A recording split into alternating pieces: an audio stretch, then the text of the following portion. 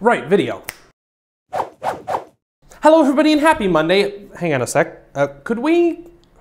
Ugh, sorry, I missed the old Kevin show before all these special effects. So hipsters are a thing, and they're anti-establishment and anti-mainstream, and they wear Buddy Holly glasses, even though none of them know who Buddy Holly is. But they're fascinating nonetheless, and I want to talk about them, and this is my video, so we're gonna do that. See, Ben Cook released another Becoming YouTube, and this one was about musicians, and some of them, when they get successful, they sign with a label. And this is very anti-hipster. I think the one shared characteristic is that if something is big or successful or popular, it is not worth your time. And there are some valid examples. Nickelback, the Da Vinci Code, the Harry Potter movies. Oh, I said that last one out loud, didn't I? Anyway, now that you clicked away, no, I have a problem with the idea that when something is liked by a large group of people, it can't be worthwhile. But it's a weird problem for me because I keep finding examples where I feel that way. And I know intellectually that the value of art should be distinct from its popularity. But I look at things like mega musicals or the rebooted Star Trek franchise or The Big Bang Theory, and the more popular they get, the worse they seem to get. And I hate it because I'm not a hipster. I'm not. So I fought against this for a long time. I said, you know what? It must be actually pretty good stuff. I must just be projecting anti-popular hatred in its direction, and it's probably incredibly good. But it just keeps getting worse, guys. I mean, have you gone to the movies lately? So I decided to let myself run with it. I said, okay, I can ignore the fear of hipsterdom for just a little while. Is it possible that these things are actually bad? Yeah, it is. After all, what makes a story valuable is how immersive it is and how much you can relate to the experience and how well it gets its message across. And what's the message behind Transformers? The question itself is laughable. So yeah, maybe the book is better than the movie because the book doesn't suffer the same time constraints. Because obviously we can't make a 4-hour movie anymore because people suck. I'm not a hipster. And maybe Big Bang Theory is mocking nerd culture rather than celebrating it because they're trying to appeal to a wider audience. And maybe when you're writing an episode of Star Trek and you don't have J.J. Abrams' budget, you spend more time on writing and less time on special effects. Because that's what's been missing for me. I couldn't care less if it's in HD and it's really beautiful and it has all this crazy CGI.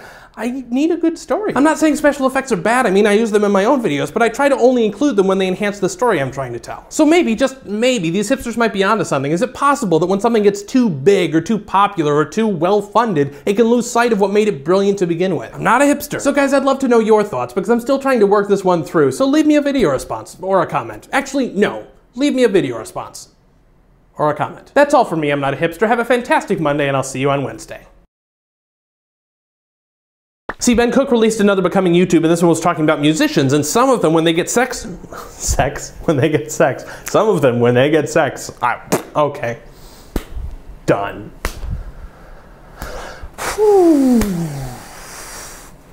Why?